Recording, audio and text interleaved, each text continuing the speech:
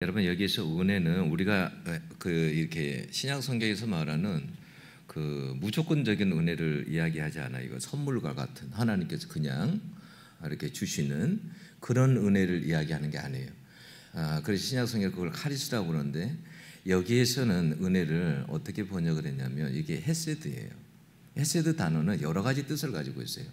사랑도 가지고 있고, 자비도 가지고 있고, 여러 가지 뜻을 가지고 있습니다. 은혜로 이렇게 이제 번역을 했어요. 그러면 뭐가 다르냐면, 여기서 은혜라는 것은 이런 거예요. 조건적이에요. 계약적이에요. 하나님이 우리하고 이렇게 언약 관계란 말이에요.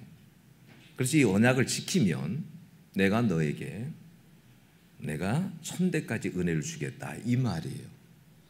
이건 신약에서 말하는 그런 무조건적인 어떤 그게 아니라 좀 달라요. 내 말을 지키면, 내 언약을 지키면 내가 천대까지 은혜를 줄게, 이 말이에요. 만약 언약을 어기면 어떻게 될까요? 우리가, 여러분, 하나님과 우리 관계를 항상 그런 식으로 생각하면 돼요. 결혼 관계다 생각하면 돼요. 예수님이 첫 공생애 때 이적이 뭐죠? 가나 혼인잔치죠. 가나의 혼인잔치 첫 이적이잖아요. 예수님께서, 여러분, 결혼잔치가 그게 첫 표적이다라는 건 거기에 굉장한 의미가 있어요. 예수님은 공생애 때 어떤 일을 하기를 원했냐면, 죄인들을, 흙탕과 같은 그런 죄인들을, 물 같은 죄인들을 하나님께로 인도해서 포도주 같은 인생이 되기를 원하는, 그 하나님과 하나가 되어서 살아가기를 원하는, 그래서 그 일을 하시겠다라는 게 그 첫 번째 표적이에요.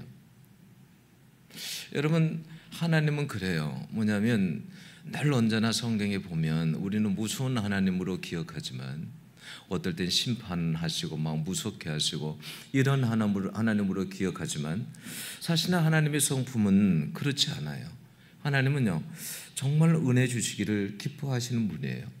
여러분 생각해 보세요. 천대의 은혜와 3, 4대의 저주를 비교해 보세요. 여러분, 3, 4대는 약 100년 정도의 시간밖에 안 돼요. 왜 그래요? 여러분, 옛날에, 지금은 결혼을 한 30대 이 정도 하죠. 옛날엔 결혼을 한 20대 정도 그렇게 하잖아요. 10대에도 하고. 20대 했다고 해봐요. 그래봤자 3대 그러면 60년밖에 안 돼요. 4대 그러면 여러분 2, 4, 8, 80년밖에 안 되는 거잖아요. 그러니까 약 100년밖에 안 돼요. 그런데 천대는 3만 년에 가까운 시간이에요. 그러니까 이것은 하나님이 얼마나 우리에게 은혜를 베푸시기를 원하시는가라는 것을 보여주는 말씀이에요. 여러분, 민수기 6장 22절에서 27절에 보면 하나님께서 어느 날 아론과 그 아들들에게 말합니다. 너는 이스라엘 자손들을 위해서 이렇게 축복하라, 그래요.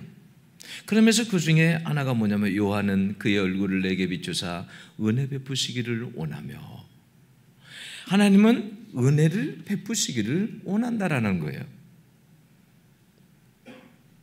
그래서 그것을 자녀들에게 항상 그렇게 축복을 해주라 그런 말이에요.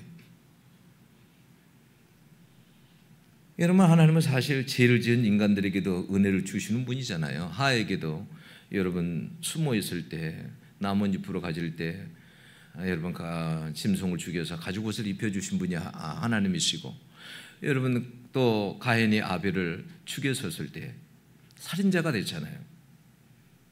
그러니까 어떤 두려움이 있어요. 저 사람은 살인자인데, 그래서 사람들이 만나면 죽일까 봐 그게 걱정됐잖아요. 근데 하나님께서 뭐라고 합니까? 걱정하지 말아라, 내가 너에게 표를 줄게. 그 표가 뭐예요? 보호한다는 표 아니에요. 은혜의 표 아니에요. 여러분, 하나님은 그래요. 성경에서도 보면은 죄를 지으면요, 회개하고 돌아올 때까지 하나님은 기다리십니다. 왜요? 은혜를 주시려고. 여러분, 이사야 30장 18절에 보면 이렇게 말씀합니다. 그러므로 여호와께서 기다리시나니 이는 너희에게 은혜를 베풀려 하시며. 하나님은 기다리세요. 죄를 짓고 그래도 하나님은 기다리십니다. 왜요? 은혜를 주시려고. 에레미야가 3장 33절에 보면 주께서 인생으로 고생하게 하시며 근심하게 하심은 본심이 아니로소이다 그래요. 그러니까 여러분들이 고생하고 근심하고 이것은 하나님의 본 마음이 아니라는 거예요. 고생은 잠깐이고 궁극적으로는 은혜 주시기를 원하신다라는 말씀이에요. 여러분, 우리가 부모이지만 자식들에게 누가 여러분 그렇게 고생, 자녀가 어려운 가운데 있는 것을 원합니까? 이스라엘 백성들은 뭐 때문에 어려움을 당하는 거예요? 죄 때문에 그러는 거 아니에요? 하나님께로부터 떠나가서 우상을 섬기고 온갖 악한 일을 하고 그래서 그들에게 고난 온 거 아니에요? 그런데도 아버지는 기다리십니다. 회개하고 돌아오기를. 왜요? 은혜 주시려고. 여러분, 천대의 은혜, 이 천대의 은혜는 어떤 사람들이 받게 될까요? 여러분, 천대라고 했지만 이건 문자적으로 천대지만 상징적으로는 하나님께서 무한하게 주신다라는 거예요. 6절에 보면 나를 사랑하고 내 계명을 지키는 자에게는 천대까지 은혜를 베푸시느니라 그래요. 여러분, 하나님을 사랑하십니까? 여러분이 하나님을 사랑한다는 것을 어떻게 증명할 수 있습니까? 하나님 앞에서 내가 하나님을 사랑합니다라는 것을 만약에 하나님께서 너가 나를 사랑하는 것을 증명해 보아라 라고 하면 여러분들은 어떻게 말하시겠습니까? 여기 분명히 그렇게 말합니다.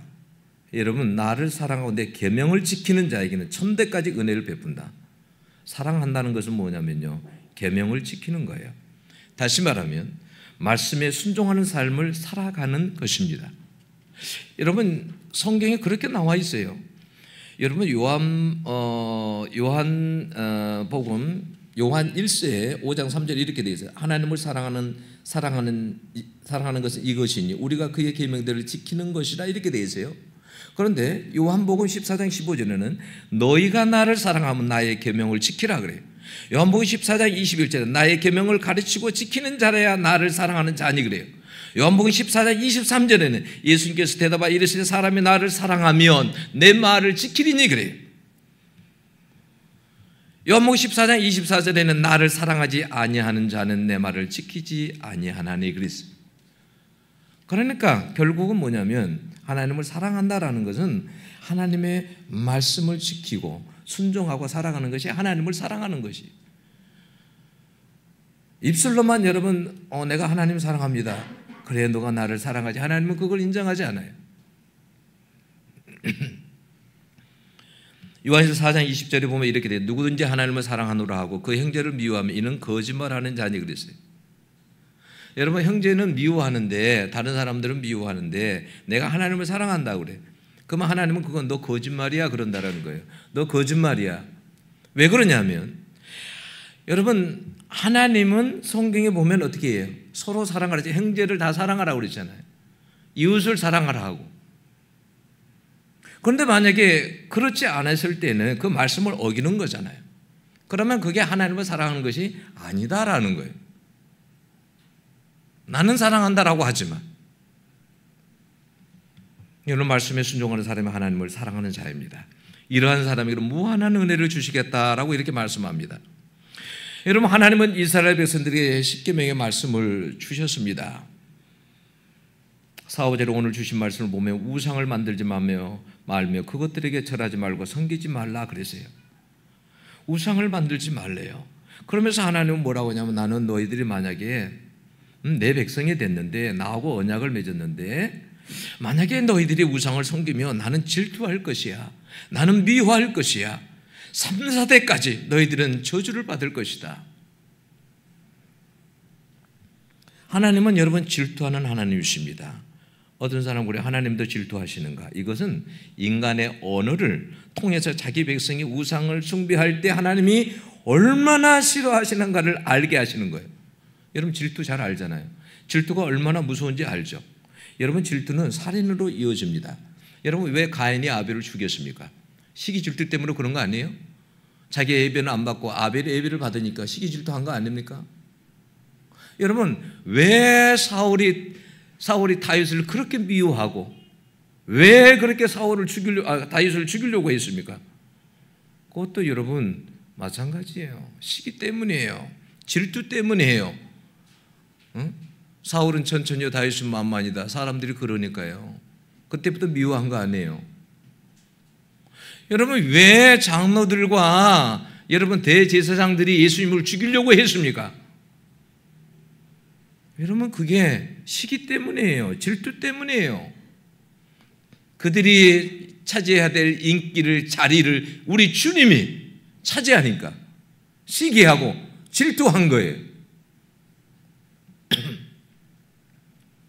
하나님은 질투하는 하나님이에요. 여러분 이걸 우리가 부부 사이나 연인 사이에서는 자연스럽게 이해할 수 있는 거 아니에요? 여러분 하나 제가 예를 들어볼게요. 솔로몬이요. 여러분 1,000번제를 하나님 앞에 드렸잖아요. 그죠? 하나님은 얼마나 감동을 받았습니까? 그런데 그렇던 솔로몬이 여러분 이방 여인들과 결혼을 하고 우상을 허용하는 죄를 범할 때에 그때 하나님 마음이 어떨까요? 그럴 때 질투한다 그 말이에요. 여러분들이 신앙생활 할 때에 하나님과 가까이 하는 시간은 없고 스마트폰, 소셜미디어, 게임 등 이런 미디어에 중독되어 가지고 바쁘다는 핑계로 하나님과 멀어질 때 하나님은 이런 질투라는 표현을 사용하시는 거예요. 여러분 하나님을 무시하고 우상 숭배를 하기 시작하면 그것이 한 세대에 그치지 않아요. 여러분 자리 잡기까지는 한 3, 4대가 걸립니다. 여러분 죄의 영향력은 무섭습니다. 마치 전염병처럼 다음 세대로 이어져요. 여러분 가나안 백성들이 그러지 않습니까? 우리 조상들이 그렇게 섬겨왔으니까 가서 섬기는 거 아니에요. 자녀들까지 이어져 가요. 여러분 우리나라 한번 생각해 보세요. 우리나라가 예수 믿게 된 것은요, 이건 정말 큰 복이에요. 여러분 조선 유교가 500년이잖아요. 여러분 신라 불교가 약 1000년이라고 그러죠. 한 865년 정도 되잖아요. 그렇게 불교를 섬기고 살았잖아요. 여러분 그럼 그 이전에는 뭐예요? 무속이잖아요. 무속은 훨씬 더 여러분 몇천 년이 됩니다. 한 2000년 몇천 년이 됩니다. 우리가 그렇게 살아왔어요. 우상을 섬기며 살아왔다 그 말입니다. 그런데 예수 믿게 된 것이 얼마나 여러분 감사합니까? 여러분들은 잘 우상이 얼마나 무서운지를 잘 몰라요. 영적으로 근데 깨어나면 우상을 섬기는 것이 얼마나 무서운지를 알아요. 여러분 고린도전서 10장 19절에서 20절에 보면 이런 말씀이 있어요. 잘 들어보세요. 그런즉 내가 무엇을 말하느냐? 우상의 제물은 무엇이며 우상은 무엇이냐? 무릇 이방인이 제사하는 것은 귀신에게 하는 것이요 하나님께 제사하는 것이 아니니 나는 너희가 귀신과 교제하는 자가 되기를 원하지 아니하노라. 여러분들이 제사 드리잖아요. 제사. 근데 성경에서는 분명히 뭐라고 하냐면 그 제사하는 거 너희들 조상들에게 한 게 아니야. 귀신에게 해 그래. 귀신에게. 왜 귀신에게 한다고 그랬을까요? 여러분 그 자리에 조상들이 오지 않아요. 여러분 어떤 나무를 깎아든지 바위를 섬기든지 무엇을 섬기든지 그 형상 배후에는 사단이 귀신이 와서 경배를 받습니다. 그 제사를 받아요. 여러분 이 땅에서는 여러분 어떤 것도 여러분 하나님이 그러잖아요. 경배받을 수 있는 분은 하나님밖에 안 계시는 거예요. 그런데 그것을 사단이 그것을 대신 받는 거예요. 자기가. 예? 그래서 사람들로 하여금 하나님께로부터 멀어지게 하는 거예요. 그게 사단의 전략이에요. 멀어지게 합니다. 여러분들 왜 이렇게 제사를 섬기면 무섭냐? 이걸 주님은 뭐라고 그러냐면 오늘 말씀에 너희가 귀신과 교제하는 자가 되기를 원치 않으라. 귀신과 교제하는 거하고 똑같아요. 내가 만약에 제사에 참여하잖아요. 귀신하고 교제하는 거하고 똑같은 거예요. 귀신하고. 여러분 그 제사를 드릴 때 귀신이 뒤에 와 있다니까요. 와 있어요. 근데 사람들은 눈으로 안 보이잖아요. 조상이 오는 게 아니에요. 사람을 한번 죽으면 끝이에요. 오지 않아요. 그건 거짓이에요. 조상이 왔다라고 한다면 그건 귀신이 그렇게 하는 거예요. 여러분 이것이 얼마나 무서운지 아세요? 여러분 옛날에는 가문의 저주라고 이런 게 있었잖아요. 그런데 이런 제사를 드리면요, 귀신과 교제하다 보면 귀신이 여러분 사람 속에 들어옵니다. 사람 속에 들어와요. 그리고 어떻게 하냐면 우리 눈에 안 보이지만 그 귀신이 우리 속에 들어와 가지고 집을 짓습니다. 살아요. 그리고 뭐냐면 여러분 우리에게 요한복음 10장 10절에는 뭐라고 했죠? 여러분 도적이 오는 것은 도적질하고 죽이고 멸망시키는 것뿐이요 그랬어요. 결국은 여러분 그 도적처럼 들어와 가지고 우리를 여러분 죽이는 거예요. 신앙을 방해하고 하나님께로 가는 것을 방해하고요. 예? 교묘하게 숨어가지고요. 자기를 드러내지 아니하면서 생각 속에서 마음 속에서 우리를요 얼마나 여러분 방해하고 무너뜨려 결국은 죽이는 거예요. 영적으로 우리를 죽입니다. 그걸 사람들은 잘 몰라요. 얼마나 위험한지 잘 몰라요. 굉장히 위험합니다.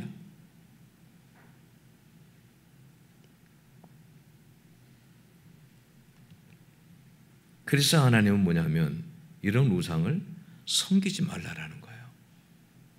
섬기지 말라. 여러분 그 이슬람 나라 같은 데는 이제 이슬람 이런 나라들은 가서 선교한다는 게 대단히 어렵잖아요. 근데 이제 그 벌써 불교를 섬기거나 이슬람을 섬기거나 다른 종교를 섬기면 이미 뭐냐면 귀신이 그 사람 속에 와 있어요. 그건 100%예요. 근데 이제 바로 그렇게 하면 저항을 받잖아요. 이슬람 나라에서. 그러니까 그렇게 못하고 다른 종교 사람들을 나오라 해가지고 하고 그런 다음에 이슬람 사람 나와가지고 하게 만들어요. 영락 없어요. 그 속에는요 귀신이 다 자리를 잡고 있습니다. 사람들은 근데 그게 얼마나 위험한지 몰라요. 여러분 예수를 믿는다는 것이 얼마나 좋은 것이냐면 예수 믿을 때 여러분 그걸 다 끊어버릴 수 있습니다. 예수 믿는 사람들은 그걸 다 끊어버릴 수 있어요.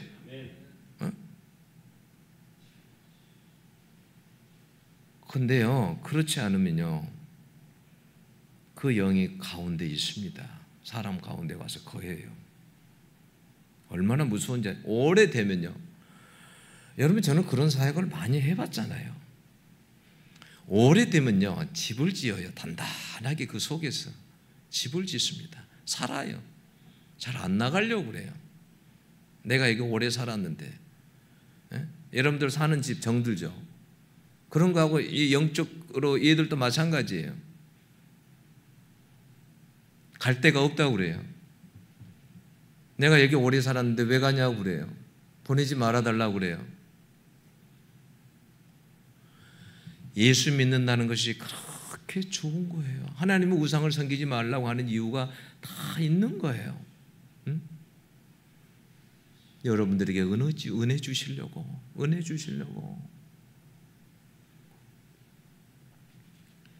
여러분 한국 사람들은 어느 누구든지 저부터도 마찬가지예요. 여러분 저도요 저희 아버지가 거의 유교죠. 유교.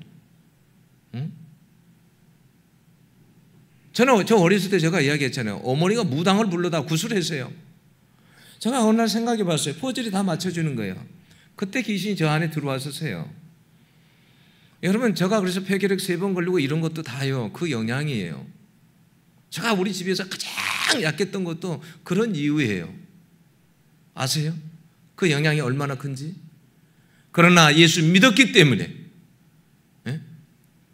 그런 것을 이길 수 있는 거예요. 예수 권세보다 큰 건 없거든요. 네.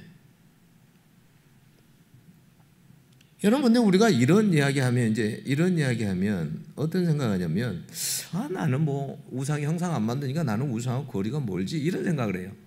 그럴까 봐서 골로새 3장 5절에는 뭐라고 했냐면 탐심은 곧 우상 숭배니라 그랬어요. 탐심이 우상 숭배를 왜요? 우상의 본질은 탐심입니다. 왜 그런지 아세요? 사람들이 왜 형상을 만들고 왜 깎아놓겠어요? 왜 거기다가 소원을 빌겠어요? 그 안에는 욕심, 탐심이 있는 거예요. 이렇게 해달라는 탐심이 있는 거예요. 탐심은 뭐예요? 지나치게 많이 가지려고 하는 거예요. 네?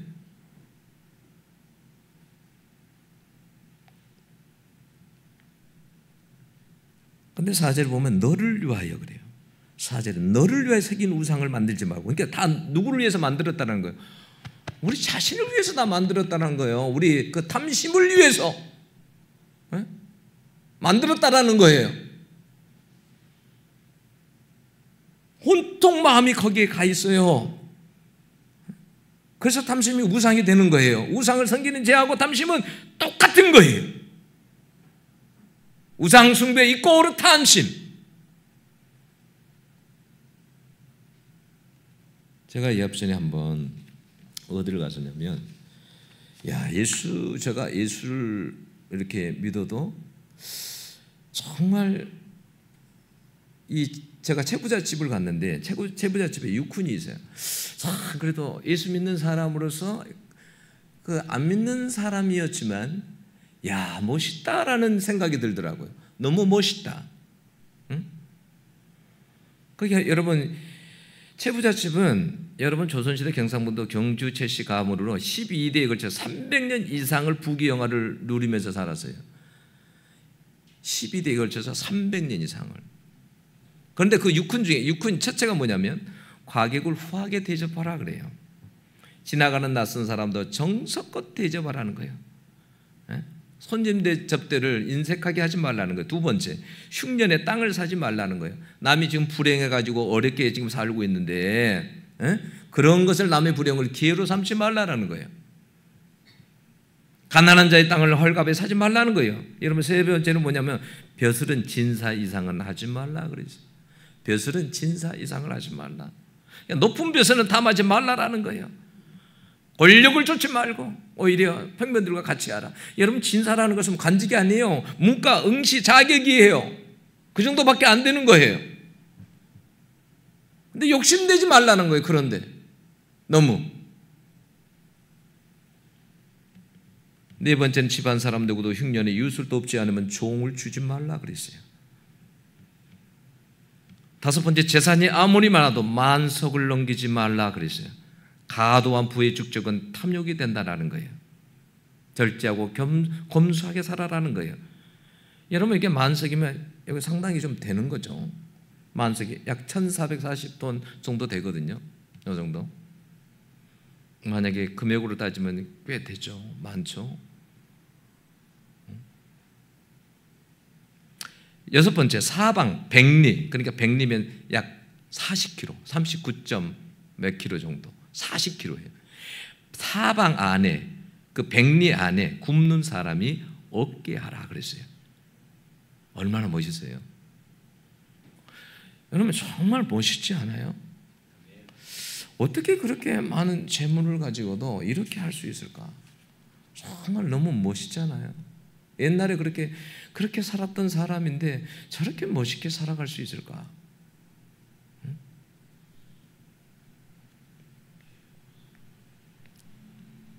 하나님은요 아무에게나 은혜를 부어주지 않아요.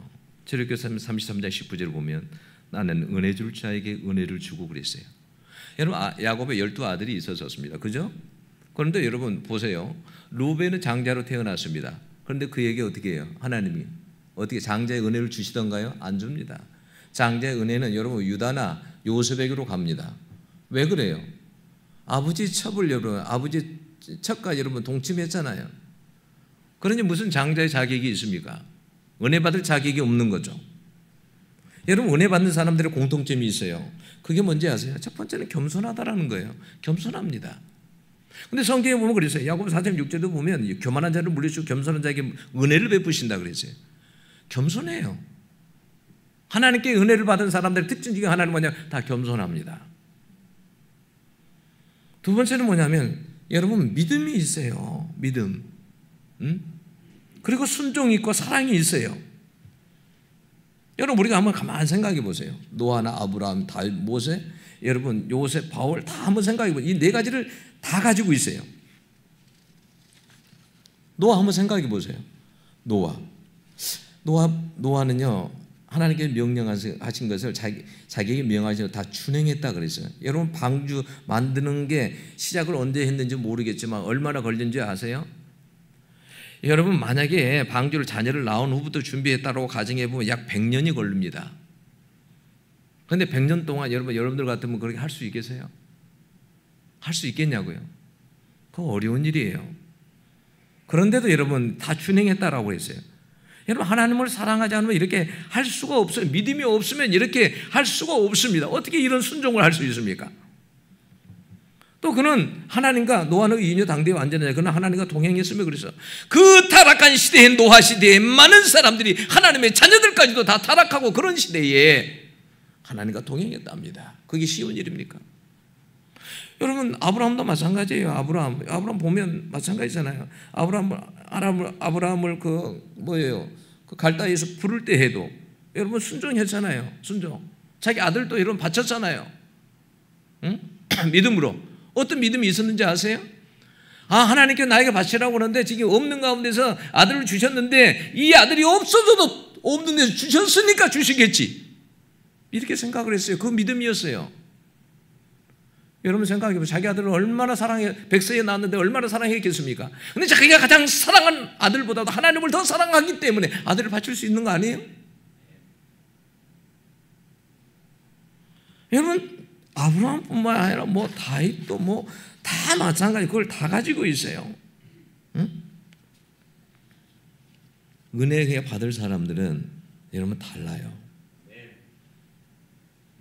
여러분 하나님이 가장 싫어하는 우상을 섬기면서도 은혜 받기를 원하는 것은 어불성설이에요. 그건 내가 하나님께로부터 철저하게 내가 하나님의 말씀으로부터 하나님 사랑하지도 않고 말씀에 관심도 없고 내가 그렇게 살아가면서도 하나님의 어떤 그 사랑을 받기를 원하고 하나님의 은혜를 받기를 원한다. 그건 어불성설이에요. 여러분 자식 키워보면 자식들 중에도 예쁜 자식이 있죠. 말은 안 하지만 다 예쁘다 그러죠. 그런데 자식들 중에도 예쁜 자식이 있죠. 아마 하나님도 그러지 않을까 싶어요. 네? 하나님도. 고린도후서 6장 2절에 보면 보라 지금은 은혜 받을 만한 때요 그랬어요. 보라 지금은 은혜. 왜 지금이라고 그랬을까요? 여러분 지금 믿음으로 반응하라는 거예요. 하나님은 지금 은혜를 주시려고 우리 가운데 항상 하나님은 어떻게 하냐면 기다리고 계세요. 네? 기다리고. 여러분 한 주간 동안도 살아갈 때 여러분 이거 한번 생각해 보세요. 내 신앙을 한번 그 점검을 해보세요. 나는 오늘 겸손과 믿음과 순종과 사랑이 하나님께 은혜 받을 만한 그런 게 되는가. 여러분 하나님은 원래 테스트를 해봅니다. 아브라함이도 테스트하죠. 믿음을 테스트해보거든요. 야, 내가 이제 너가 나를 사랑한 줄 알겠다. 응? 하나님이 테스트를 해봐요. 여러분의 사랑을 테스트해봅니다. 너가 세상에 어떤 것보다도 나를 사랑하니? 테스트를 해봐요. 너가 정말 나에게 순종할 수 있어? 테스트 해봅니다. 여러분 사울에게도 여러분 테스트 해보잖아요. 응? 순종을 테스트 해보잖아요. 사울왕에게. 근데 순종하지 않죠. 아말렉의 모든 것을 진멸하라 그러는데 어떻게 해요? 순종 안 하잖아요. 여러분 베드로에게 주님께서 부활하고 나타난 후에 사랑을 테스트 해보는 거 아니에요? 너가 나를 사랑하느냐? 테스트 해보잖아요. 아브라함 믿음을 테스트 해보고. 여러분 이런 하나님의 테스트에 통과될 때요, 하나님께서 은혜를 부어주십니다. 여러분 하나님은 항상 그 마음 아세요. 천대까지 은혜를 주시려고 하신다는 거. 이 마음, 하나님 마음을 알고 하나님 앞에서 그 은혜를 갈구하며 살아가는 여러분들이 될 수 있기를 원합니다. 기도하겠습니다. 하나님 감사합니다. 우리 말씀 들어서